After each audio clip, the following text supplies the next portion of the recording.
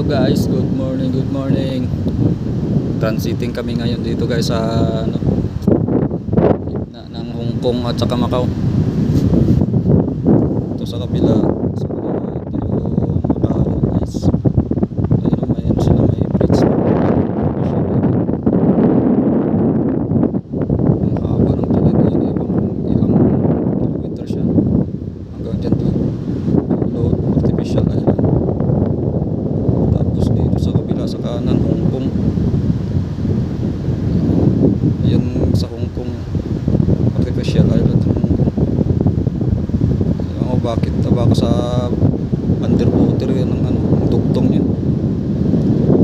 Ayan, tikitan lang mga barto sa lubong lang. Ayun, may aeroplano. Ayun, aeroplano, sana all.